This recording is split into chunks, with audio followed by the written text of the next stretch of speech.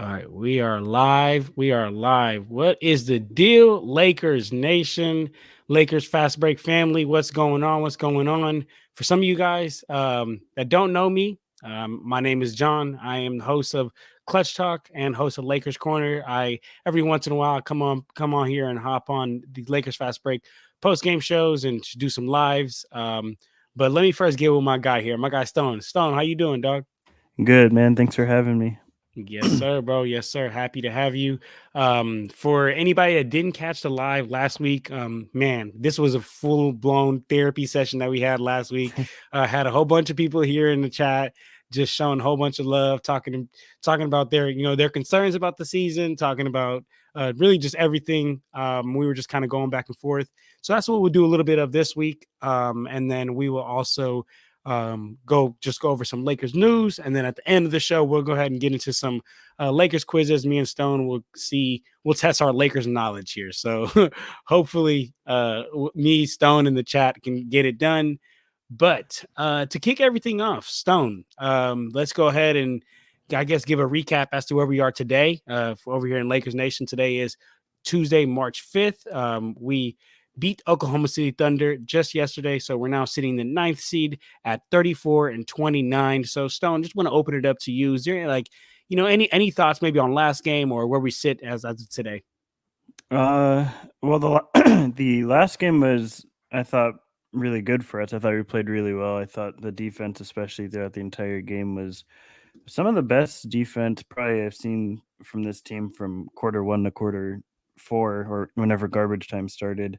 I thought we played really well on that end. The offense was a bit sloppy, but yeah, I mean, it's just inconsistency. The same story we've had really since the beginning of the season as to why we can't pull out of this play-in sort of situation. So I think the fact that we haven't turned it on yet, it was right before All-Star break, when, or maybe right after, is sort of when we turned it on last year and really pulled away to make sure that we got in there. This year, it doesn't feel like the Lakers have that capability to just flip that switch and really secure themselves, not in the play-in, but uh, moving forward, getting a higher seed. So I think the fact that we can't do that, to me, is a bit worrisome. We can't push it into the highest gear that we were able to last year.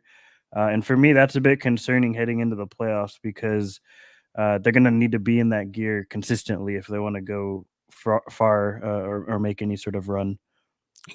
Okay. So I guess like a follow up to that, it will be, on paper and technically, I even said this yesterday in the post game show, before season started and before this chaos started, I was drinking the Kool Aid, man. I was like, yo. This team just made it to the Western Conference Finals last year. On paper, we got deeper. Wow, like we really seriously have a championship chance this year. Come to find out that is far far from the truth. But what I want to ask you is, you talked about the fact that last year we were able to turn it up after the trade deadline. I believe it was, we had like the best record in the NBA from the trade deadline on to the when playoffs started. This season just aren't able to do that. I just things aren't clicking. So there's a lot wrong with this team. I mean, from top to bottom, you could go from front office to players punting games. But to you, and I talked a little bit about my opinion last week, but to you, what's the biggest reason as to why this Lakers team isn't able to turn it on like how we did last year? Man, I don't know. Biggest reason is tough because, like you're saying, I feel like there's just a multitude of reasons as to why the season is going the way it is. If you had a pie chart, for example, if people want to imagine that, there's probably 50 different slices going. It's not two or three. Yes. So there's a lot of factors. I think I could touch on a few. One of them, I think, being the fact that, like you, I thought this team was a better team than we had last season. And I didn't necessarily believe we were championship contenders with who we had on this roster, but I believed the pieces that we signed gave us the ability to make moves this trade deadline to get to that point. And the fact that we didn't, I think, was disappointing. Um, we had we didn't have a lot of available options. There wasn't like a whole lot of stars or anything available to really move them for. But the fact that, I spoke about this before, D'Lo is expiring. We're taking now, I think, especially with the way he's playing, a 50-50 gamble on if he wants to return or not, because he might want to opt out and get more money from somewhere else or something. And now we have an asset that we may not be able to retain. Um, but yeah, so one of those reasons would be sticking with the roster we have and not changing anything when we had a pretty good sample size as to this roster isn't going to contend for anything. The second or another reason would be the fact that LeBron is older than he was last year. He's had heroic games throughout this season. No denying that. He's kept us in and saved us in a lot of games. But I think it's equally undeniable the fact that he is not the same guy he was a few years ago. He's taken a step back. It's not that I'm not saying he's bad or washed or anything before people get on me for that, but he because you know how it is. People say Yeah, one bad the chat will thing get on and you they'll quick, attack you. Stone. The chat will Yeah, get on I you know. I want quick. to cover my bases here. But he isn't the same guy. And so and we need in with the team that we have around him right now, he has to be that guy in order for us to have any sort of chance. He like that he has to be that night in and night out. And it's not his fault that he's not. He's older. You can't help that. But the fact is he isn't. And so it hurts us a bit. And AD's been phenomenal. AD's been awesome this year, defensively, offensively. He's made strides as a passer. I mean, he's been awesome. There's not enough time to talk about it, but I think the fact that those two guys have to be awesome to their highest peak every night to carry this team for us to win is a real issue, because that puts us for most of the games we've played this season in a situation where we're playing down to the last minute because we don't have a big enough lead. They're playing more, they're tiring themselves out. By the time we get to the playoffs, they've exerted so much energy just to get to that point that now they're going to have a lot of trouble. Our depth is not good enough to sustain a lead. We can't hold the line when they sit, and that's a big issue. Um, so yeah, I think those are a couple. And I think if I had to point to the single biggest factor, it would be Darvin Ham. I think, Okay. Okay. yeah, that's a long way of getting there, but that Okay. would be probably the biggest factor. So that's what I was gonna get at, right? So I was waiting for you to finish, and I was gonna be like, okay, well, what is the biggest reason? Because I gave a similar spiel last week when I talked about, you could go from as far as like roster construction, but from the beginning of the year, you could blame that, you could blame front office, you could blame, I even LeBron is my goat, that's my guy, but even I could put partial of the blame on him as to why we're here right now, because there's been at least like 5 to 7 games he's punted that we could have easily won, that could have not forced us to be in this situation here. And then real quick, just want to acknowledge everybody in the chat. What's going on, Kurt? Good to see you, my brother. And we got Junior in the chat too. Junior said even on a step back, LeBron's better than most players in the league. Yeah, that's what happens when you're the GOAT. And then what did Kurt say? This is the first time I've heard anyone dislike Darvin Ham's coaching.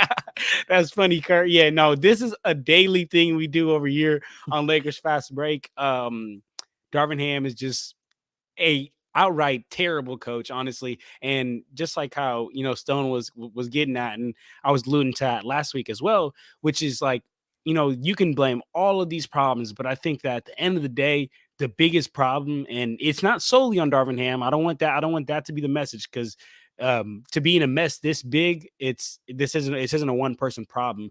But Darvin Ham, I think, takes upon a lot of those blames, because I just said that LeBron has probably punted around like 5 to 7 games that we could have easily won. But Darvin Ham has probably cost us like 10 to 15 games that we could have easily won as well, if maybe better rotations, better timeout calling, but just having any type of Having a motion. play, yeah. I was gonna say, having any type of motion on your offense except LeBron James and Anthony Davis pick and roll and just go. So yeah, I would 100% put the bulk of the blame on Mr. Darvin Ham. So I'm right there with you, Stone. And then anybody in the chat, y'all let us know. Like, do you guys disagree? Is it maybe someone? Do you guys think it's someone else? Something else? You're gonna have to come up with a really good explanation if it's someone else besides Darvin Ham. But Well, I think I do think it comes back a little bit. You're sort of in a chicken or the egg sort of conundrum where Darvin Ham's the problem, but who hired Darvin Ham? And then you can follow that sort of breadcrumb trail of where that leads. So there's a bit of a, like, obviously Darvin Ham is to blame for directly why this is happening, but you can indirectly point the finger as to why does Darvin Ham have this point of authority in the first place? And I think that's the root cause of a lot of things. I think Stone in a very nice way just said, "Genie, sell the damn team." I think that's what I'm Stone just okay with said that. Yeah. in a very nice way. It would be nice if Genie sold his team, man. But all right, Stonewall. I mean, yeah, looks like we're in agreement right there. And again, everybody in the chat, if you guys have something to say, let us know. We're gonna be pinning up all the comments that you guys have to say. But I guess let's get into some recent Lakers news. Not the biggest needle mover, but the Lakers did sign Harry Giles. We saw him get some playing time here on the blowout win that we had against Oklahoma City Thunder yesterday. Not that big of a needle mover, but you know, 6'10", 240, big, another like Jackson Hayes and somewhat of a role option. I don't think it's gonna I'm not a big numbers guy when it comes to defense, because I know that at the end of the day, you know, basketball is, especially on defense, is about that dog. It's about that grit. It's about who wants it more. It's like, am I going to let this person that's in front of me score, or am I going to just have the pride to do whatever it takes to get a stop? So I'm not a big numbers guy, because, you know, numbers can't quantify the heart. But if you do look at the defensive numbers of Harry Giles, he's got one of the worst defensive ratings in the league at 116.4. So I mean, I don't really understand the move. I honestly would have rather. I don't know if you saw, but I believe it was Oklahoma City Thunder. They picked up Bismack Biyombo or something. Yeah, they picked up Bismack Biyombo. I honestly would have rather go with him, just like a bulky big body to be able to take shots from other bigs. So AD doesn't have to take those. And I'm thinking, this is me thinking like forward thinking, for as far as like playoff thinking. And I want to have Anthony Davis as healthy as possible. So that's where I'm at with it. But do you have any thoughts on Harry Giles and that signing? I just kind of like you don't get it. I mean, we have two backup centers right now that aren't good, and then you sign another backup center who's not good. It's just like, why do you need three of them? I don't know. I mean, and I believe they signed him into a 2A as well, right? So it's not like a full contract. Yeah. So, I mean, listen, Harry Giles has had, in my opinion, his fair share of chances in the NBA. He's I don't know exactly, around his like fifth season now in the league. If you can't stick in a rotation by then, I think it's kind of time to call it quits for NBA teams if they're looking for him. He's had a lot of injuries. Good for him for being able to get through those and still get these opportunities. No hate on him whatsoever for being able to work this out for himself. But yeah, I mean, I liked Giles a lot pre-injuries and all this stuff in high school. High school, he was a beast. Yeah, I liked him a lot, and I think it's fair to say that injuries have derailed his career. It's not by any fault of his own. It just, unfortunately, is the reality of the situation. I wouldn't take a chance on Harry Giles, even if it's on a 2A personally. The only good news, I guess, is out of those two other crappy backup centers, he might be the best pick and roll defender of them, and he's not even that good. But so he you know, maybe serves a purpose in that way. But yeah, I mean, it's a 2A. I'm not too upset about it. It's not like we're giving him a full-time spot, and we're not giving him a multi-year deal. Fingers crossed that we don't this season. But I think, yeah, I mean, I've seen a lot of Harry Giles, and not a lot of it impresses me after all the injuries he's gone through. Yeah, seems very similar to that Stanley Johnson pickup that we had, which is just a very sideways move here. But let me go ahead and address some of these some of these comments here that we got going on. Just Lakers in 5, what's going on, my brother? Salute, it's good to see you. We got Justin.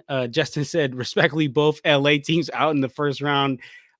I mean, it could happen. It really could happen. What I will say is this, and we can get into this a little bit later in the stream if you guys want, but I think the Lakers have a very good chance of getting out of the first round if we match up with Oklahoma City Thunder. Granted, they are a top five team in both defensive efficiency and offensive efficiency, but they're young. They don't have much playoff experience. Lakers are 3-1 against them so far this season. And at the end of the day, basketball in the playoffs comes down all to matchups. And I feel like we match up pretty well against them. But I feel you, Justin. It could happen. I mean, this Lakers team is playing like I don't even know if they'll make it to that first round. Sean here said, "Do we agree that we need November version of Cam Reddish if Vando doesn't return? In your opinion, is Reddish still recovering from injury, or was November okay?" Honestly, guys, I'm gonna be real. I think Cam Reddish is still hurt out there. The way he's been playing, it looks like he's still injured. To be real with you, I don't know if you guys got to watch him this last game or the game prior to that. He's over here fumbling passes, just not even bringing that defensive energy, right? Like when I think of Cam Reddish, at the best version of Cam Reddish that I've seen besides high school, because another killer in high school, Cam Reddish, he was so nice. But when I think of Cam Reddish, I think of the in-season tournament version of Cam Reddish when he's clamping up Tyrese Halliburton, picking him up at half court, making life hard for really all guards around the league. These last couple games, he has not even been half of that, and has been the same net negative on offense. So, I mean, if this team wants to do anything, if Vando doesn't return, and Vando's also a net negative on offense. So if Vando doesn't return, I mean, yeah, well, I hope to get the in-season version of Cam if this team wants to have really any success here. Let me see. You could chime in here, Sean, if you want to chime in on any of these. Sean, I mean Stone, if you want to chime into any of these comments here. I'm just reading. Yeah, Sean, no worries. I agree. I think really for us to have any chance, we have to be we have to have some perimeter defender, and we don't have one right now. AD is the only one, but he can't guard the rim and the perimeter at the same time. So if we don't have Vando, we need that version of Cam.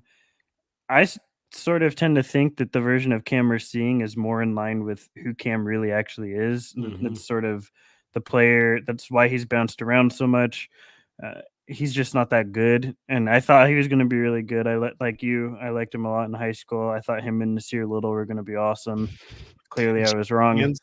Yeah, Him, this year, Little, and Jalen Hands. I thought these guys were going to be the truth. To be yeah. honest. If you watch the Jordan Brand Classic game, I mean that's like probably the most all-time Jordan Brand Classic game you can ever watch. With Nasir is matching up against Reddish, but yeah, I think this is more the real Cam. Unfortunately, that's why he's on a minimum. That's why he hasn't been able to stick anywhere. Is because he just is not that good. And I hate to say that because I'd love nothing more than Cam to be that level of defender. Like when he was playing during November like that, he was like playing all defensive level type defense, but he just hasn't done that throughout his career. That's the best defense he's ever played in his life. So the fact that it only lasted for like a month or two to me tells me that the 6 years before that of sample size where he didn't do that is probably more realistic than the 2 months of sample size where he did. Yeah, yeah, and knowing Lakers Nation, sometimes if Lakers players have one good game, the Lakers Nation can really hype them up, and you would think like, oh wow, like this player's back. A For example, Stanley Johnson. I remember Yeah, there was people just revitalized. yeah, there was people just raving about Stanley Johnson. I don't even think my man's is in the league anymore. But might be bouncing around the G League, but yeah, I'm right there with you with Cam Reddish um as much as like I really liked him on offense, and I mean I really liked him in high school. And what I was gonna get to was it's crazy that like I mean, I guess it just shows you how different levels of the NBA, but it's crazy because like you go watch Cam Reddish in like high school, even college, like dude has a bag offensive, like has a bag, knows how to get a bucket. But then gets to the league, he just gets demoted to a top tier defender, and right now he doesn't even do that anymore. But let's see what we got going on here in the chat.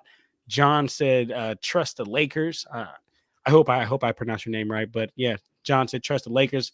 I'm trying, buddy, but it's I would hard. like to. I would like Yeah. to. I really would like to, but it's hard when we win one game, lose the next game, win one game, lose the next game. So it's a tough one. I would like to though. Sean said Biombo looked like a potted plant or a traffic cone last night. Yes, but I still would rather took that over Harry Giles, to be honest with you. Just want another big. And when I say these things, it's like I'm the type of guy that it's like if it ain't broke, don't fix it, right? And the 2020 team was so damn good, and the way that roster was constructed, we had those backup bigs to take blows for AD when he's not out there. I mean, Jokic and a lot of Nuggets players talk about like that Lakers team. What was tough going against them was the physicality of Dwight Howard. Like he was just so physical with Jokic, and I just think that like Anthony Davis can do that, but we're risking our most important player by asking him to go body to body with all these other bigs. So that's really why I want that. Justin said, "How do y'all feel about the Thunder?" Stone, I'm gonna go ahead and let you take this one. You let me know how you feel, and then I'll go ahead and bounce up right after you. Yeah, I think actually, if anyone caught the playback last night, I talked a little bit about it. I tend to uh, disagree. I think Joe's more on John's side as well, where I think they favor our matchup in the Thunder series. I actually would rather face the Wolves than I would the Thunder. Really? I would, yeah. And for me, to put into context, like, and everyone's going to say, well, did you watch last night's game? Yes, I did. But they're coming off the second night of a back to back against, if you watch the night prior, they played really physically against a Suns team. They're on the road. There's some there's some context behind why it was such a blowout for us. Not to say that we wouldn't have won, but so I think the reason I don't want to match up against the Thunder, they are very young. That's number one. That's not a reason why I don't want to, but that's I think why a lot of people tend to favor them and look at them as more favorable if they're as a first seed as opposed to somebody else. And in the past, that has definitely been like a big reason why young teams don't go as far as their seed might indicate because they just don't have that playoff experience. And that may very well be the case for the Thunder. I'm not going to say that that won't happen. Um, but this Thunder team feels much different than a whole lot of other young teams before them. Um, they are constructed extremely well. This is a team that uh, really, when it break it down to the nucleus as to why I don't want to face them, they have for 48 minutes they'll have Shea carving up our guard defenders, right? Neither Reeves or D'Lo is going to be able to stop him in any capacity. But then you have to face him on the other end. Shea's become a really good defender. Then you have Dort, who's also a great guard defender. And then you have J Dub, who's a really great guard defender. And then off the bench, you have Kassan Wallace, who's, if you watched last night, got some of the best hands in the NBA as a guard defender. So you have 48 minutes of really good guard defense, which Reeves and D'Lo are guys we're really going to have to rely on because LeBron and AD do need help, as good as they are. So if you have them defensively not being able to match up at all against somebody like Shea, who will carve them up against a 7 or however many game series, and then you have them really struggling because they're locked down offensively. I think the guard to guard matchup is primarily what I'm focused on, and that's probably the hardest, I mean, that you could imagine for us specifically. Against a team like the Wolves, they're bigger. I think that's where AD would thrive more. You put Gobert in a bunch of pick and rolls. Um, you have Cat, who obviously can space the floor, but you're preventing them from driving in more. Edwards is really the only guard you have to worry about on that team. I think Conley, our guards would be able to hold their own against. He's not really much of a um, not to say he's bad, but he's not what he was. He's not, the offensive explosion that he used to be. So, if you are dealing with that, I think matching up with size is better for the Lakers as opposed to matching up against these really formidable guards for 48 minutes game in and game out for the Lakers. I mean, I'm not gonna lie, Stone. That is a great point, and I'm gonna get to that right now. Let me just real quick show some love. My boy AJ said Lakers in 4. So our perimeter defense is horrible. Absolutely, our perimeter defense is horrible, and I feel like that goes hand in hand. And kind of what Stone was saying is because our perimeter defense being so bad, us having to face Oklahoma City Thunder. I mean, they have damn near the MVP. I'm gonna be honest. Earlier in the season, I said give Shea the MVP, and a lot of people thought I was crazy, but I'm happy that everybody is seeing this now. And what's crazy is the man is putting up 30 plus points per game on like three-pointer attempts per game. So he's not even getting that many 3-pointers. That means he's getting to the cup the whole game. So yeah, I'm right there with you, AJ. But to get back to the point of like how you were talking about of us either facing Oklahoma City Thunder or the Wolves. So I'm gonna be honest. Earlier in the season, I was big on like we gotta face the Wolves. We gotta face the Wolves. It's all about matchups, and I believe that we can play. We can get Rudy Gobert played off the court. I mean, I don't think there's been one playoffs that Rudy Gobert's been a part of that he has not been played off the court. So we know what's gonna happen there. And the reason why I was so hyped on that was because the Thunder, they've been playing one way this entire season, which is that two big lineup of Rudy Gobert and Cat. Now, when Rudy Gobert gets played off the court, Cat slides to the 5. Maybe Naz Reid comes in and he plays that 4, so they can still somewhat play that two big twin tower lineup. But you're moving away from what you did the entire season, and now you got to play a new style of basketball. I won't put my money on that too much. But the reason why my answers changed is here's why, and here's why I'd actually rather face OKC. Not only in the fact that we're 3-1 against them so far, so we already got that mental edge. Like I'm gonna be honest, like and again, I make these, I try to make these examples, but I'm far from the NBA, right? But like when I go to the gym, if I keep beating you, every time I play you, I'm coming in with the mindset like I'm gonna beat you again. Like I beat you the last 3 times we played. Like I'm gonna just keep going. To be honest, this is easy. I'm gonna do what keeps working, right? And we're 3-1 against them. So I think that there is some, even maybe somewhere in the Lakers' mind or even somewhere in the Thunder's mind, is like, dang, like what can we do to beat this team, right? Even though when you look at standing wise, Thunder are a better team and offensive efficiency, defensive efficiency, numbers, points per game, like all of that, right? Yeah, they're a better team, but um basketball is it's not always about numbers, and it comes down to matchups or whatnot. But the reason why at the end of the day I'd rather face the Oklahoma City Thunder versus the Timberwolves is because when we're going to have to run through Anthony Davis. This is going to have to be a whole bunch of LeBron and Anthony Davis pick and rolls. Anthony Davis is going to have to be really dominant. And granted, I think he can be dominant against both teams, the Oklahoma City Thunder and the Wolves. But the thing is, against the Wolves, they have so many looks to throw his way. They have so many looks. They can try Rudy, and then when Rudy gets paid off the court, they can try Cat. And then when Cat just can't keep up with him because he's too zesty, then then they bring in Naz Reid, and then Naz Reid is too little. So that I think Anthony Davis can outplay all those guys, but he's going to have to hustle, and he's going to be getting different looks all throughout the game. And I think that's tough, right? Chris Finch is also a really good coach. He's going to throw some really good elaborate traps at him versus the Oklahoma City Thunder, right? And then another point about the Wolves is the fact that, like, let's say that Cat is being the primary defender on Anthony Davis.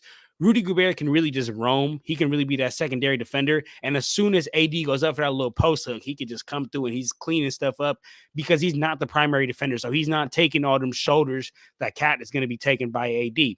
But on the other hand, Oklahoma City Thunder, who do they have? They have Chet, and they just got Bismack. We saw what AD did to Bismack. Sean said he looked like a cone. So 100% looked like a cone. AD will do that even more to him in the playoffs. But Chet, I think he's a good player. I think he's a lot of potential, but he's just too small. Okay, like too small. And I love when people talk about heart over height and like heart is important. And yeah, like heart over height, all that. I'll give you all that. But at the end of the day, y'all, LBs, pounds matter in basketball. Okay. If you're just too small, like it's like if I played a middle schooler right now, it's like, bro, I'm a grown ass man. Like you're a kid. Like watch out. And I think that that's the way that AD would treat a Chet. And I think that AD being the most important player on his team, him getting it going because he's eating on Chet, I think that would put us in the best position to win. So that's the only reason why I'm just so favoring the Thunder playing against them. But I mean, at the end of the day, I think if we get both Thunder and either or Thunder or the Wolves, I feel pretty confident, to be honest. Every other team, my confidence level severely drops here. But you I can, was gonna. Oh, go yeah, ahead. talk to me. No, talk I to was me. gonna say in the second round, if we were to get first we have to get through 2 playing games to get to that point, which is It's so tough. sucks. And then if we were to get past the first round, you're probably facing the Nuggets, which to me is The not worst ideal. possible Yeah. matchup. So that really to me puts a cap on second, like highest of heights would be second round, because Fates, I mean, you're not even getting to the Western Conference Finals before you have to see them because of the seeding. They're in third place. They're half game, so there's a chance they could be the first team we face. Really, I didn't actually realize they were that close to the first seed. But so if they're the first team we face, then all of this is just like this was a 4 or 5 game series. I feel like for the Nuggets, after we played 2 playing games, and that really would, not be good. So that's the dark horse team, I guess, too, to consider for the first seed if we're uh, looking at possible matchups. Yeah, absolutely. And then real quick, let me get to some of these comments that we got here. Bryson talking about Thunder are a good team. They just need a few vets to guide the talent they have. Absolutely. And I think that was what they thought of by bringing in Gordon Hayward, which honestly, I saw Gordon Hayward play yesterday and I was like, this man looks unrecognizable. Like he doesn't even look like the Gordon Hayward It that I looks know. weird in the uniform. Exactly. Yeah. It looks really weird. He didn't have that little comb over that he usually got too. So Yeah. yeah, he looked different. But yeah, I agree with you, Bryson. They do need some vets, and I think they needed vets and bigs. They kind of in a way took care of both of that with Bismack and Gordon Hayward, but we know what Bismack's doing. Empire Jeff TV, what's the deal, my boy? How you doing? How you doing? Happy to have you guys on here. Let me see. Austin played surprisingly good defense against SGA last night. He was not an awful matchup for SGA because SGA is neither a speed merchant or a bully. SGA plays, yeah, absolutely. I mean, it. I'm gonna be honest. Yes, I'll give AR his credit or whatnot, but like, man, I've watched a whole lot of SGA this season. That was a really bad game from him. That was a really bad Yeah. game from him. He is a very elite player and like just was making a lot of mistakes that you They just don't missed a see. lot of shots, I feel like. Missed, They just seem fatigued, I feel like. yeah. For anyone that watched their game prior, like I said, against the Suns, it was very physical. So it makes a lot more sense to me on the second night of a back to back on the road after a game like they had played the night before that they would have fell flat, as they did. Yeah. Let me see here. Kurt talking about oh, I appreciate that, Kurt. Kurt says, check out, yeah, please, if you guys don't mind, check out my Lakers Corner channel. That's on YouTube. And I also have another NBA talk show called Clutch Talk. That's right there. That's on YouTube, Apple Podcasts, Spotify, talking about NBA news. But right now we here with my guy Stone. And then let me see what Kurt said. Kurt said Spence and AR played some good D yesterday. Love that block that Spence had on SGA. Yes. I mean, that was about the only positive thing I can say about Spencer Dinwiddie so far was maybe that block, because so far he has been Yeah. I did so, not want him on this team. did not want. I honestly, when I saw the day before he got signed, he was at the Lakers game sitting right next to Rob Pelinka. I don't know if you saw it when they panned the camera panned to him and Rob. And the second I saw that, I was like, "Oh man, this is gonna this I already know is gonna happen." Next day, ended up getting Yeah. signed, and like getting him for like almost nothing, damn near free is solid, but it's like he doesn't even look like he remembers how to hoop, and that's the thing that bothers me is like why do people come to the Lakers and just forget how to play basketball? Gabe Vincent, Kendrick Nunn, Lou Williams, now Spencer Dinwiddie, all these guys like just forget how to hoop when they come to the Lakers. Like I get it, the lights is bright, but come on, y'all, like we're not bringing y'all here for this. It feels like the Lakers just hold on to names from these guys. Like these guys Mhm. might have been good 2-3 years ago, but like it feels like the Lakers just don't watch them or something. Because if you have seen Spencer Dinwiddie since the Mavericks, like he's not been that good. So to think that he would be like a spark or a six man for them, to me is just like It's Do you not crazy. watch the games or anything? Like, It's crazy, right? I mean, yeah, and same thing. I mean, gladly Christian Wood is playing a little bit better than than what we thought. But I mean, a couple of years ago, he was supposed to be Luka's like second guy, his pick and roll partner, right? He gets removed off that. The Mavericks and the rest of the league see this doesn't work, and then what do the Lakers do 2 years later? Oh yeah, pick him up. He's going to be a crucial part of this team. So yeah, I don't know. Again, kind of a full circle, Stone. What did we talk about at the beginning? That front office, that front yeah, office, man, making some terrible mistakes. yeah, yep. Some terrible. All right, let me see what's going on here. Xbox Game Pass. Okay. Sometimes PS4. All right. Why is Giddy getting played 18 minutes? What a waste of talent. Honestly, Giddy's been getting exposed the last couple of games out here in the league. I mean, I've been seeing a lot of teams just been forcing him to shoot, and I think this is how Giddy should be played. If I'm being honest with you on this yeah, team, I think that the first person the Thunder should move off of is Giddy in this offseason because he's just over repetitive with what they have. He's his shooting's been hot the past couple of games, but he's not a very good shooter. He's not a very good defender. And with this Thunder team, to be neither of those things is sort of a detriment for him. They're better off playing Isaiah Joe more to get his spacing rather than Giddy. And Giddy still probably has a lot of value in the league, so I would be exploring different offers on the market with him. that's actually what I was saying pre trade deadline, to be honest with you. Now I understand why they didn't go with it because it would have been insanely like early just to give up on Giddy, especially with like your team's playing so well. Like you're so young, you might as well just try and run it, see how far you can get or whatnot. But that was one thing I was saying is like I don't think Giddy necessarily fits what this team is trying to do, but he fits what a lot of other teams in the league are trying to do. Or like you just throw him on a Washington Wizards, or because he's a good player. He's a really good player. I don't want people to get the idea that think he's not a good player. Like I be telling my brother all the time, like, yo, Josh Giddey is one of them. Like we're talking about a like a relic. He could play the big, but he's also bringing the ball down court at times. He can handle the ball. But my thing with Giddey is that I just don't think he fits what the Thunder are trying to do. And so much of the league is not about talent, but it's about fit.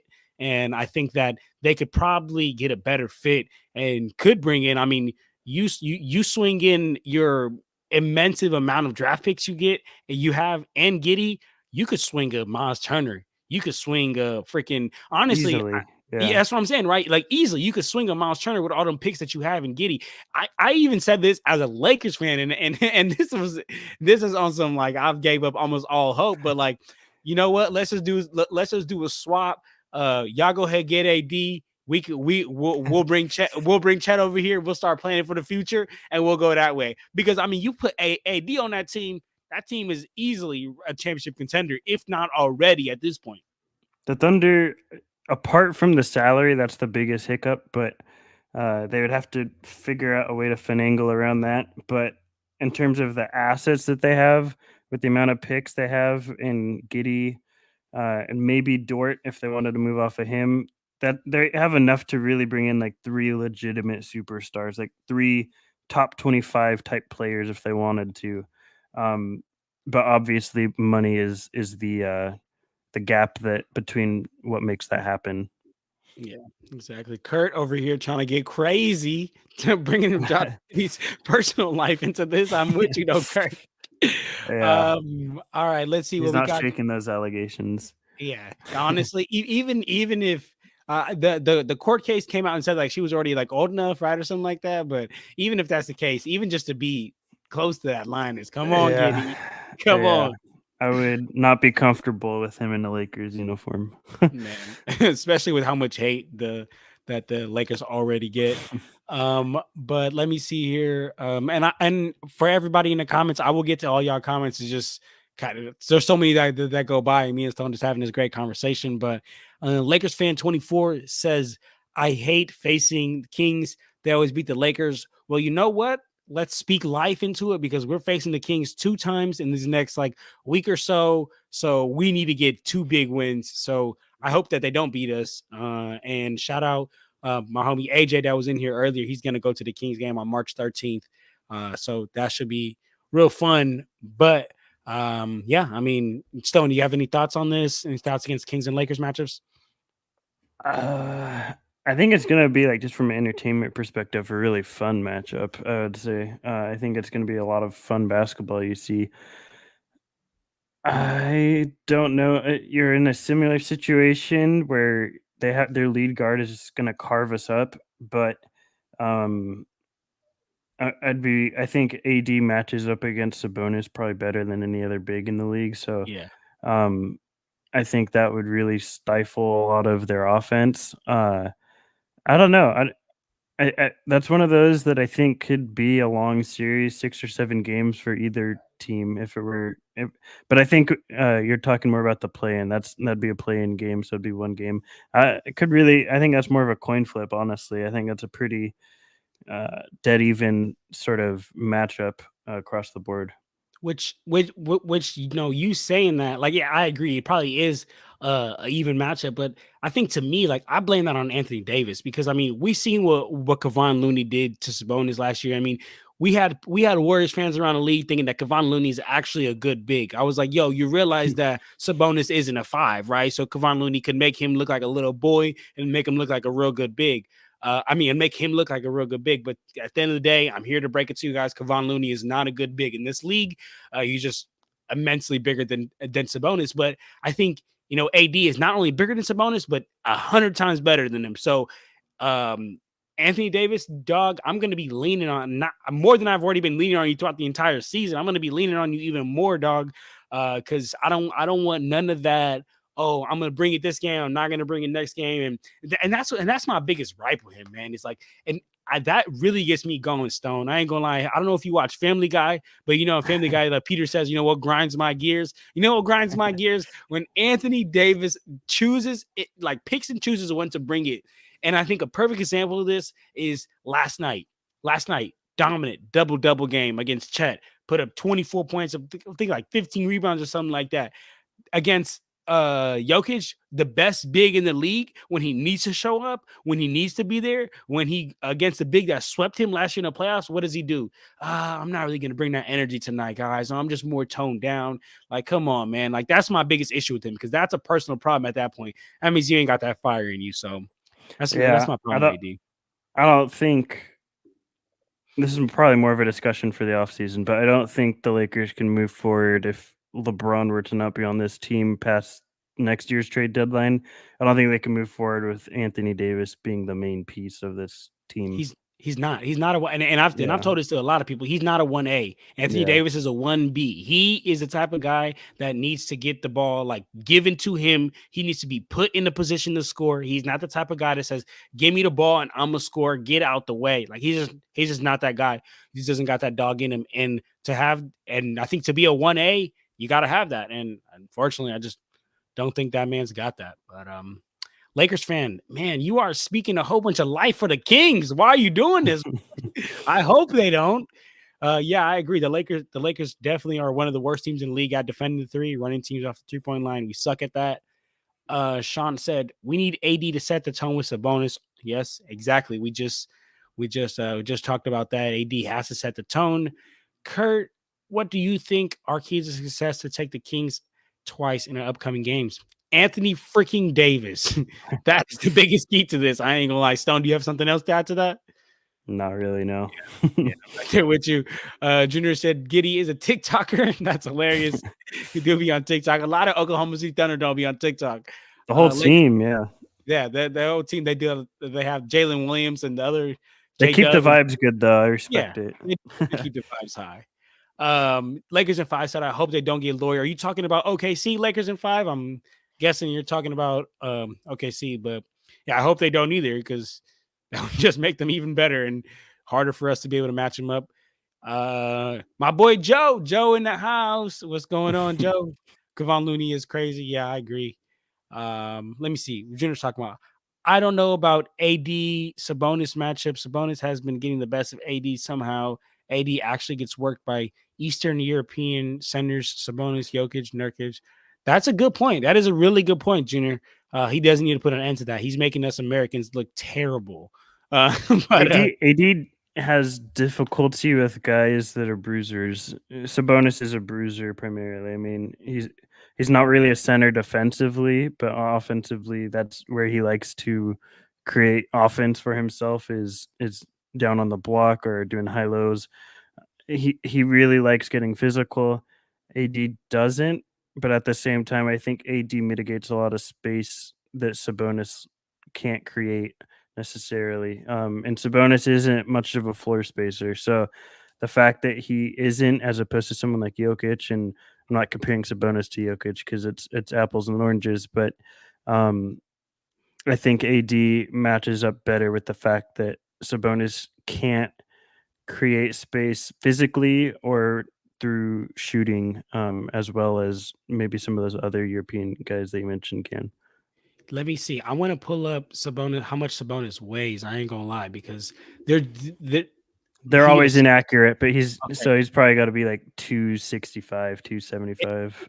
He's 240 right here. It Nah. says he's 240, and then it says Anthony Davis is 254. Um, look, man, Yeah, he's not if, 15 pounds heavier. if Anthony Davis better not be getting bruised up by this dude. But great point though, Junior. I mean, he has been getting Sabonis has been getting the best of him. And then let's show some love here to Kurt. Kurt said, would have loved to see Sabonis' dad in Prime NBA. Yes, would have been great to see. Joe, what a brilliant observation. This right here, Joe, I love it. This is top tier analysis. Just got to get more buckets. Just got to put the ball through the hole more than the other team. That's all This you is got why to do. people listen. Yep. This is why people are tuned in. Joe. Exactly. Let me see here. Anything else? They just have to fight hard or something. There we go, Joe. There we go. Mm, Another one profound. coming through. All right. I mean, I think comments y'all can keep them coming through. I'm gonna go ahead and keep it pushing. I had somewhat of a show agenda here, just in case nobody joined, but happy that everybody's on here, getting at us with us. Let us know if you guys have any comments you guys want to get to. But Stone, I guess let me ask you some Laker questions here. Um, Stone, do you think now that we're past the trade deadline, in hindsight, do you think we should regret not of making any moves at the trade deadline? Or are you happy that we stood pat? No, I absolutely think we should. I'll say it till I'm blue in the face. We should have traded D'Lo, not because I don't want D'Lo on the team, not because I don't think D'Lo is good. This is the best D'Lo's ever played in his career.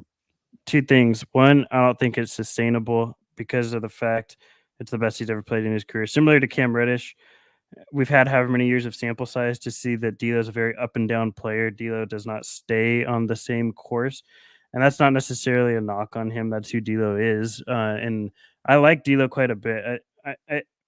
I think a lot of people take what I say and take it to mean like whenever I say something negative about a player that I dislike them. I really do like D'Lo. I like watching D'Lo a lot. I think he's best utilized as a sixth man personally. The Lakers don't have the luxury to be able to have that. So they have to use him as a starting point guard. That said, D'Lo is playing the best of his career. With each game he's playing like this, he's raising his salary higher and higher. So I wouldn't blame him if he were to opt out and want to get more money from someone else, um, that can offer it to him. We shouldn't be taking this chance as the Lakers to be like, let's say let's say D'Lo opts in and stays with that 18 million.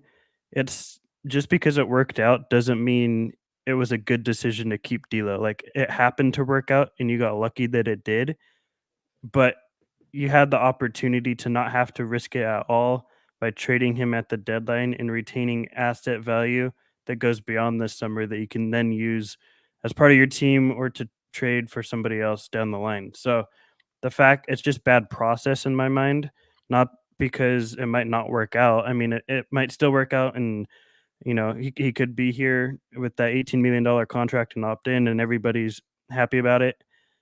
But the fact that you took that chance to me is just bad process, regardless, because you didn't have to sweat this out, and you could have just traded him for something that you could still use in the future. So to me, I'm not happy that we kept D'Lo again for the reasons I stated, not because I dislike him or anything.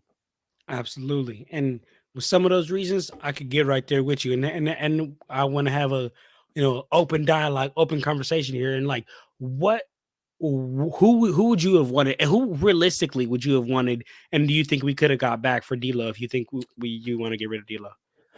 Um, I don't. So I'll say it with this intention that whoever we traded D'Lo for wouldn't have gotten us any closer to a championship this year. Like that's Mhm. just out of the question. It's not feasible, and that's not why. Like I've explained, I'm looking to move D'Lo. I'm looking long term, more thinking ahead as Gotcha. to you're taking that risk that he leaves. So you're looking for someone that has probably comparable value or salary. And I'm not saying these guys were or were not available because I don't I'm not in the war room with the calls, but maybe like a Bogdanovich, the Hawks one. I always mix them up, Mhm. but Yeah. I think someone of comparable value on probably the trade market because he has money for longer term that you could probably move and flip for similar comparable amounts as to what you could for D'Lo. Um, D'Lo right now is probably I always think about things in terms of picks. That's the currency of the NBA. So D'Lo's probably worth like 1.5 firsts right now. I think Bogdanovich might be worth something similar. So you're probably looking for somebody like that along those terms. I can't think off the top of my head right now of an extended list of names, but somebody like that of equal value that you think just has longer term deal that so to give you more time to be able to look for moves and include them in a package because we keep talking about this, right? I listen to the post games even though I don't make them all. I still listen to them all. I hear you guys talk about maybe that third star in the summer or whatever. You want to be able to make sure you have those assets to be able to make a deal like that if the opportunity were to arise. And now you're in a position where that opportunity might not exist if you don't have D'Lo to be able to include him in a deal like that. So that's just where I'm coming from, where I'm thinking, how do you secure that asset without um, losing it for nothing?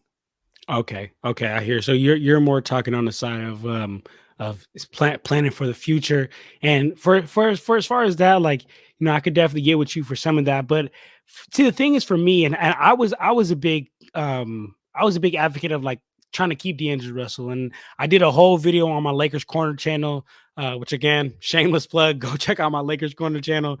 Film breakdown talking about the importance of D'Angelo Russell to this team, and at the end of the video, I just talked about the fact that, like, look, when when LeBron is not on the court and D'Angelo Russell is, that is the besides LeBron, D'Angelo Russell is our only other like true point guard, like true point guard. When I say point guard, I mean like a, a playmaker, not only for himself but to set other people up. Austin Reeves is a two. Okay, I don't want he can sometimes bring the ball up court, but he is not a true playmaking guard. And the reason why I think it's so important to have a player like D'Angelo Russell on this team is exactly why we were talking about earlier with Anthony Davis. Anthony Davis needs to get going, right? And I think there's no one better on this team besides LeBron, of course, that giving those roll passes to Anthony Davis, whether it be on the lob or whether it be just Anthony Davis fades back or simply just allowing D'Angelo Russell to be on the ball and then allowing LeBron to run the lanes. Because we all know this. Yes, LeBron is old, but I still don't know many players in the league that are more dominant than LeBron coming downhill. I just don't think there is many. That maybe Giannis, maybe Embiid when he plays, but besides that, I don't think that there's more players you can list that are more dominant and unstoppable force coming downhill. And if D'Lo's not on the court, if D'Lo's not on this team, um, unless we bring in another playmaking guard, I just think that it just puts so much pressure on LeBron to have to be that point guard, to have to play make, and it just takes away from him being able to run the lanes or takes away him being able to play a little bit more off ball. And that was my biggest reason I really wanted to keep D'Lo is because not only can he serve Anthony Davis and get him going, but he can also allow LeBron to be able to play different roles for this team. And in crunch time, I definitely want the ball in LeBron's hands. I want him making decisions, but he's 39 years old. So who can we have for maybe quarters 1, 2, and maybe the beginning of the third, and then late in the third and the rest of the fourth quarter, LeBron and Anthony Davis, they can operate that. So that was my biggest reason why I wanted to keep him in because I believe he's percentage wise, the best shooter on our team, and because so you can put him on the ball and allow LeBron to run the lanes, and then you can have D'Lo on the ball, run pick and rolls to Anthony Davis, and if you want, you can have LeBron on the ball, and then Anthony Davis pick and rolls with them, and you can just put D'Lo in the corner. So I just think it just works out in so many different facets or form. But I will give you that if it sets us up for the future, maybe that's something that we should be looking towards, because there's nothing I, that will win a championship this year. no, I agree that D'Lo provides that value and all the reasons that you stated. I just don't want to have to lose all of that and get nothing in return for it if he Mhm. were to walk this summer. So that's it's nothing necessarily to do with D'Lo and his on court production. It's more to do with managing the assets that we have and ensuring that we keep them. And to me, like if the opportunity were to arise, I don't know if we necessarily even have enough, but I would like to have that option at least to maybe throw a package of, you have D'Lo, Ree or AR, and the three firsts or whatever, and you could go after that third star or whatever the case may be. Too, now you have that guy that is able to do all the things that D'Lo did, like you're saying, and probably provide even more on a consistent basis. And LeBron and AD don't have to carry so much of the offensive load night to night. So that's more where I'm coming from. Not necessarily to do with I have anything against D'Lo or what he provides. It's just a matter of how can we keep production that D'Lo is bringing and make sure that it lasts past the summer without taking the chance that we don't have that past the summer. Yeah, it definitely would suck to see him walk for nothing. And knowing players in today's NBA, nobody's really loyal to their teams anymore. It's about just getting your bag. So there's a good chance that that happens.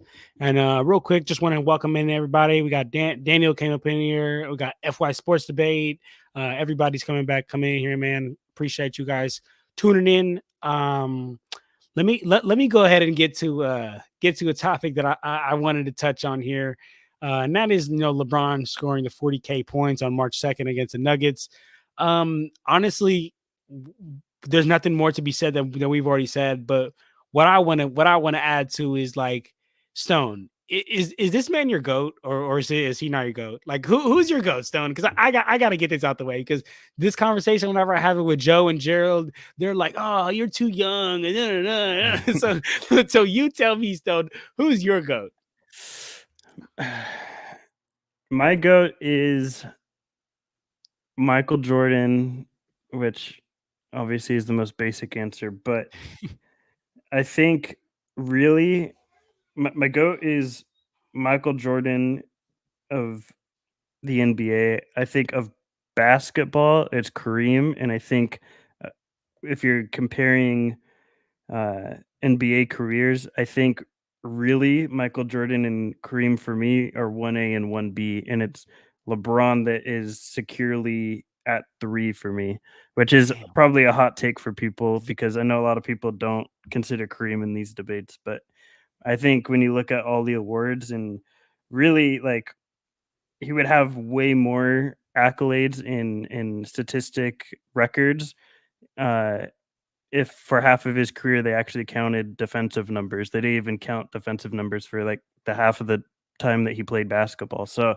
I think that would even change a lot more towards him. But he's six-time MVP, six-time champion.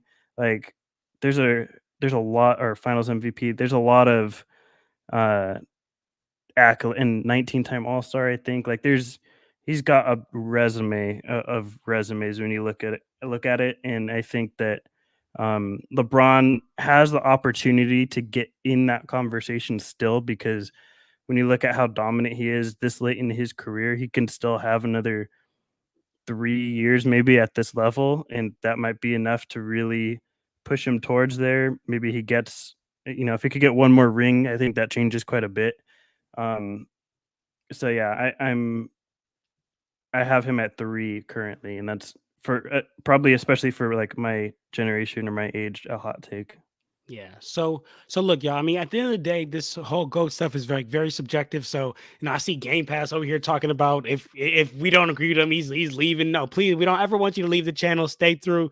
But we also have to look at the facts, right? Like just because you hate somebody, just because you don't like somebody because of a move they did, like doesn't mean you can't you got it you discredit them for all that they did. So, like I'm gonna be honest, guys. Like, and I'll say it up front. When you take everything into account, when you take what impact on the game, when you take longevity, when you take scoring, assists, steals, rebounds, games played, when you take everything, it has to be LeBron James in my opinion. Like especially from the fact of like, all right, the man is number one scoring all time. I don't think no one will ever break his scoring record. But funny people, probably said that about the old scoring record. So it is what it is. 20, 30, 50 years down the line, maybe someone breaks it or whatnot. But okay, right. So LeBron has a scoring record which I don't think will ever be touched. He's top four in assists. He's eight in steals, 31st in rebound, seventh in games played. And when I talk about the fact that he changed the game, like I need you guys to like take away any hate or any like negative energy that you guys have towards the way that he made the decision or whatever.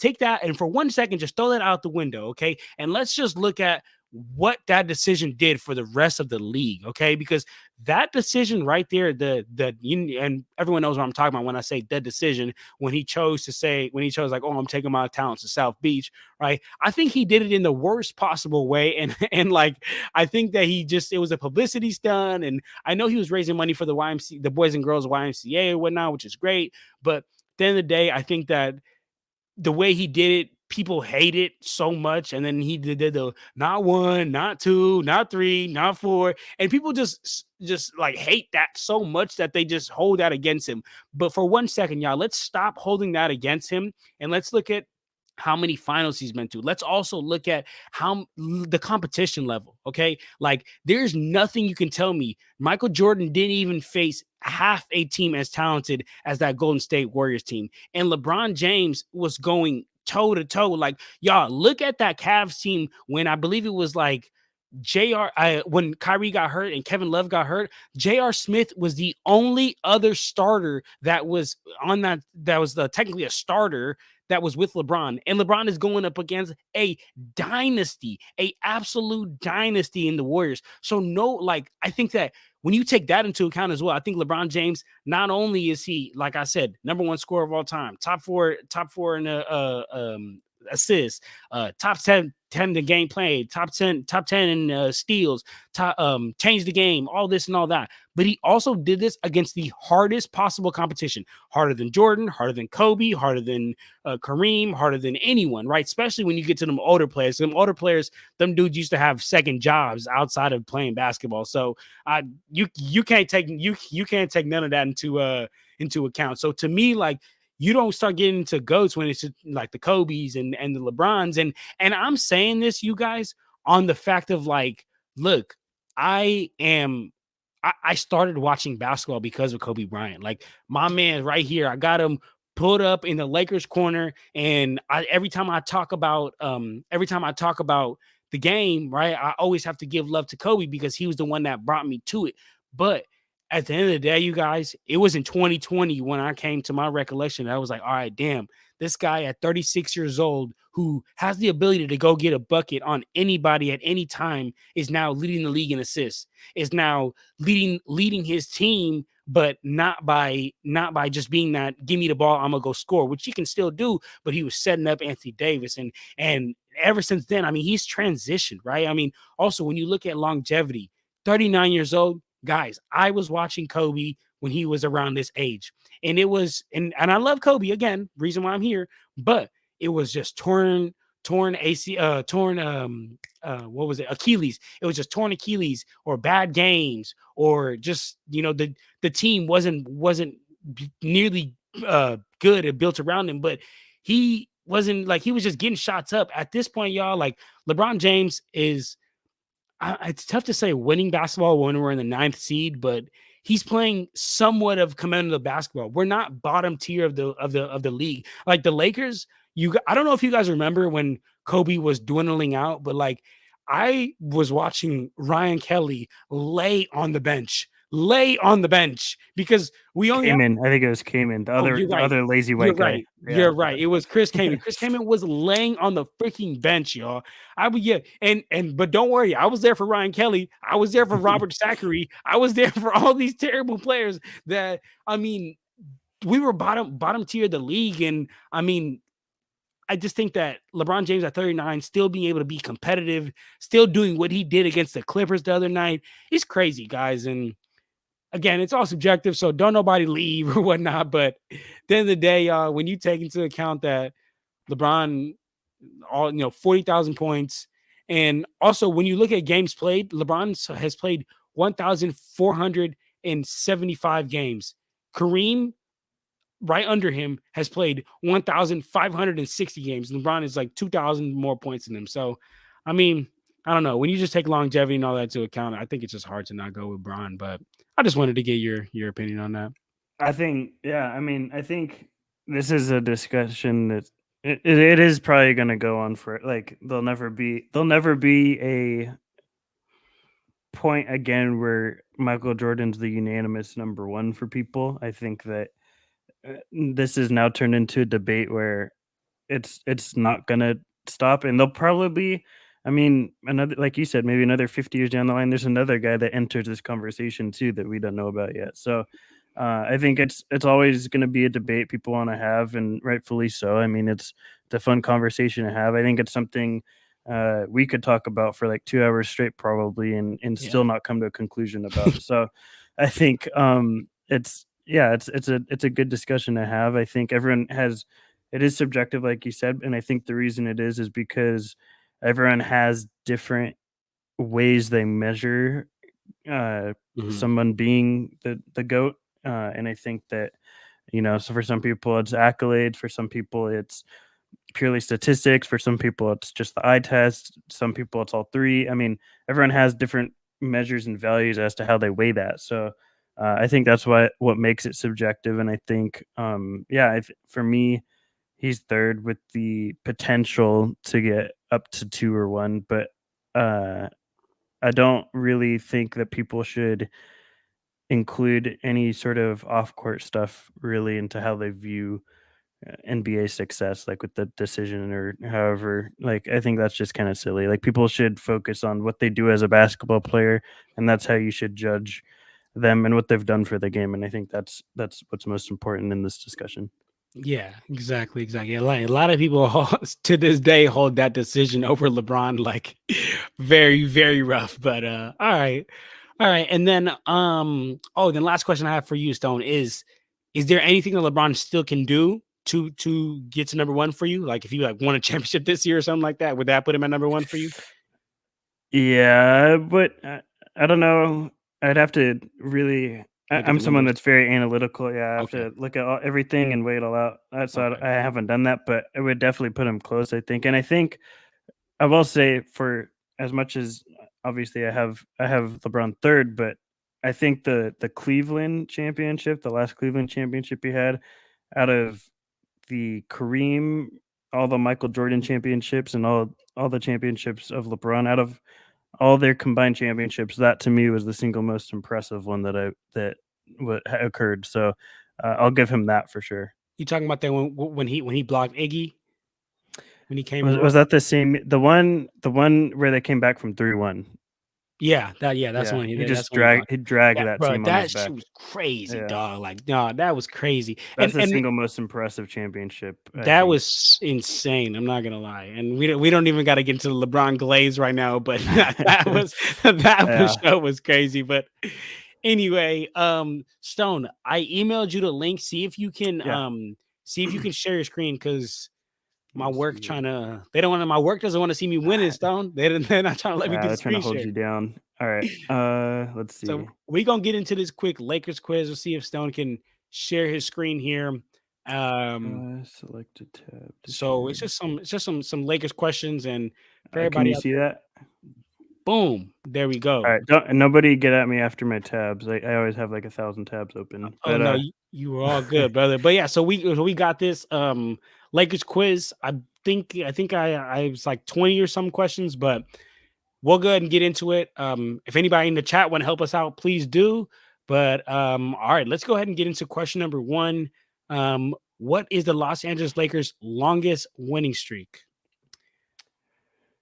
Ooh, I don't know this off the top of my head. Man, so yeah, I'm not gonna lie. I hope there's not too many like old questions because I was born in '99. I wasn't watching before then, but Yeah, all we need Joe on here for this. right.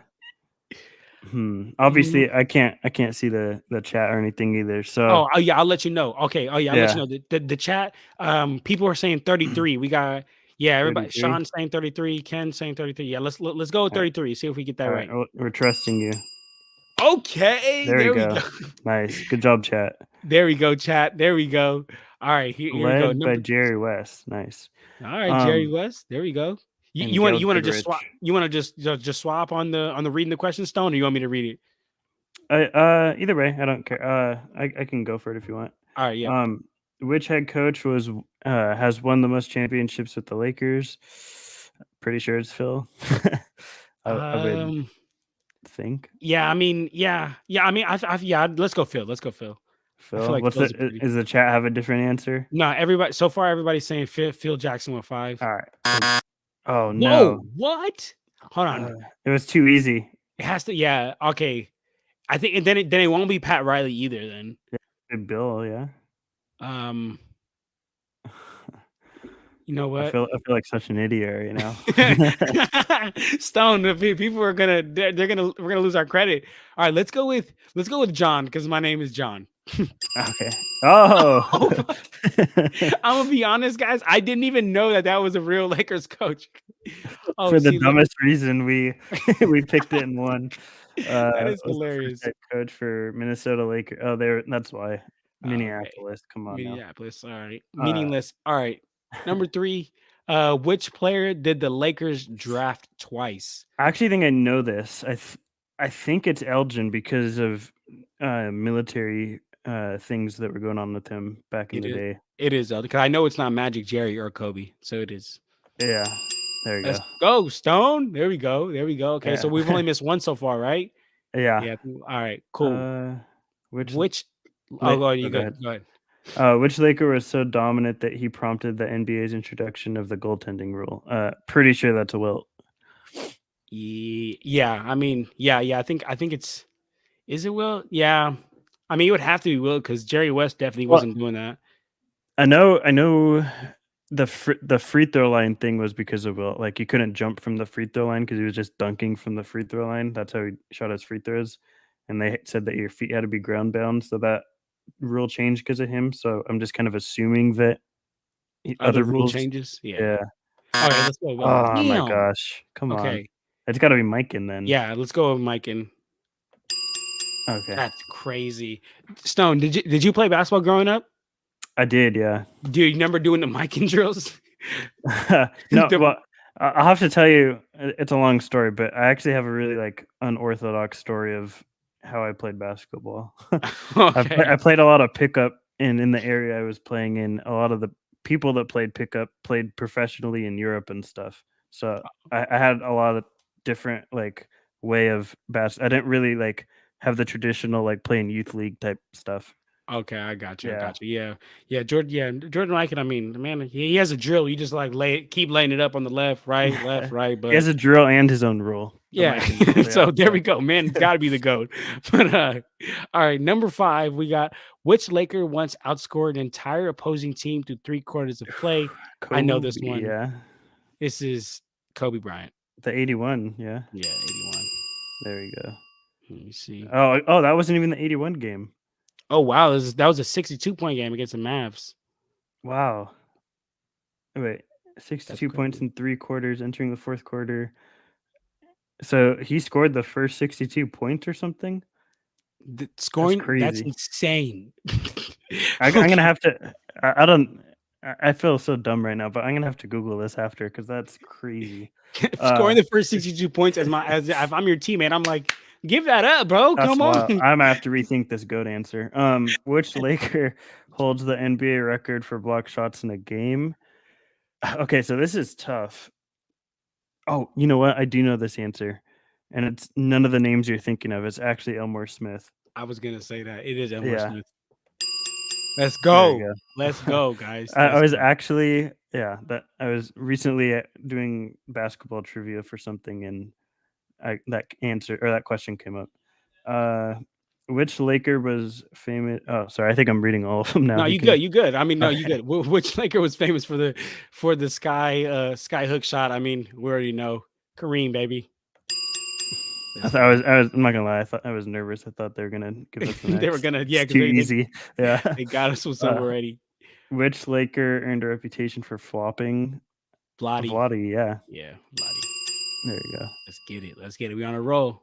What is it? Useful trivia? This is. I'm gonna have to play this more. This is fun. Uh, Which Hall of Famer averaged just 2.1 points per game for the Lakers? Um, hmm. It wasn't Nash. I know Nash got more than that. Honestly, I'm doing process of elimination. It wasn't Karl Malone, it wasn't Nash, and definitely wasn't GP. So I think it's got to be Dennis. Yeah. Yeah. Okay. What player did the Lakers acquire prior to the 2018 season? Obviously not hard. They didn't even spell Harden right. Kevin Durant. Okay, well we know this one. Bang, The only guy bang. that's played for the Lakers. Let's see. All right. How many NBA championships did the Lakers win during the 1960s? Damn. Uh, uh gonna I'm gonna say 6, right? Because they talked about the Minneapolis coach winning the most championships of any Lakers, and it was during the 60s. It showed the years. So Let me I see. can Before you click that, let me see if the chat says anything. I'm waiting for okay, I'm waiting for someone in the yeah, chat. Chat, do you guys got anything? because Phil had 5, so the it would Damn. have to be 6. I feel Let me like see now. All right. Chat doesn't have anything. Chat, all Joe. right, Joe's in the chat. Joe, come on. You are our historian. Yo, JY Hen says 0. 0. Oh no. 0. And then Kurt Oh, says 2 question mark. okay. All right. You're not helping us at all, chat. You're all over the place. All right. I'm gonna go with I don't know. honestly. You tell me. I'll click whatever. What do you think? All right. Let's go with I'm gonna go with 0, honestly. I don't 0. know why. Oh, Nice. There you go. there we And go. There we go. oh, I'm so dumb. Yeah, that's when Elgin and Jerry played. Come, That's when we just kept losing and losing and losing, huh? yeah. All What right. were we? 1-7, and then that year Elgin retires, we win. Um, which Laker holds the franchise single season record for assists? Oops. My guess would be Magic, but I don't know. Single season record for it. It's got to be Magic. I feel like, but all these easy ones are like have me second guessing. Man, let chat. Come on, chat. Give Yeah, me some. Give me some, chat. but it's not Jerry. Let me Uh, see. Give me a second. Give me a second, Stone. Let's see if the chat says something. because what was Jerry's highest? I think was in the 8s, and obviously Magic averaged more than that. No, Sean said Nixon question mark, but I'm gonna go with Magic. I'm gonna yeah, I feel just like Magic. Yeah, that's okay. okay. We're overthinking it now. We're We're too overthinking scared. this. Yeah. All right. Which Lakers star formerly played for the Harlem Globetrotters? Oh, Wow. Meadowlark. Yeah, I think it has to be that, right? Oh my Oh, gosh. Will. Yeah. Wait. yeah. I guess. Yeah. Okay. Whew. After I gotta read this real quick. Frequently join the Globetrotters. Okay. In the off season then. Who is the first Laker to win most valuable player? Well, Wilt was before Kareem. Yeah. Well, Elgin. Did Elgin win MVP? Oh my gosh. Dang. Uh, Wait. Will was before Kareem? Wilt was before Kareem, yeah.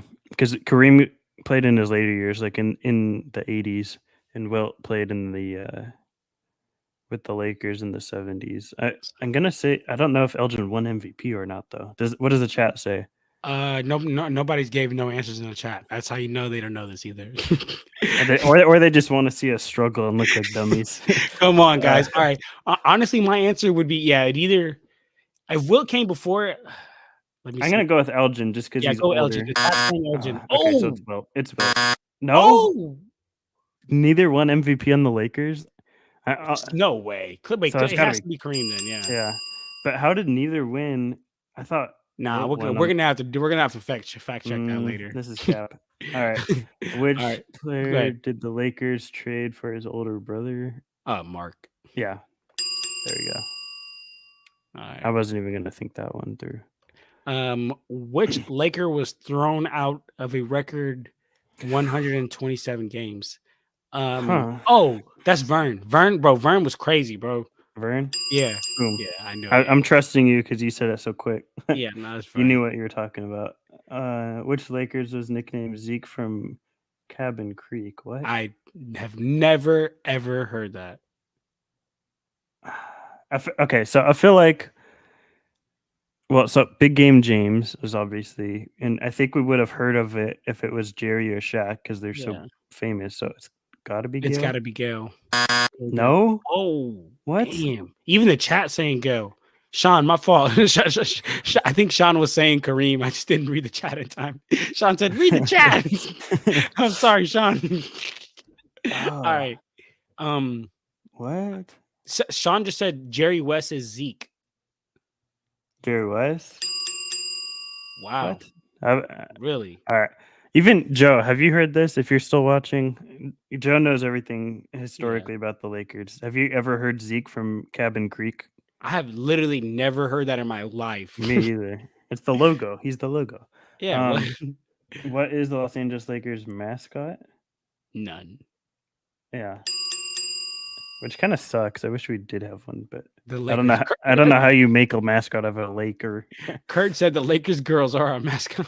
Oh, that's fair. Yeah, That's fair. I'll I take like it. that mascot. Yeah. All right. Uh, Oh, I think it's you. Go ahead. oh no, go. I think I did the last one. Okay. Which player did the Lakers trade after he punched Houston Rockets guard Rudy? I can't even read that last name. Tomjanovich. Tomjanovich. All right.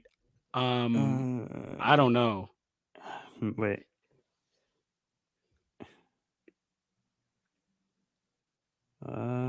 Chat, let Jamal. us know.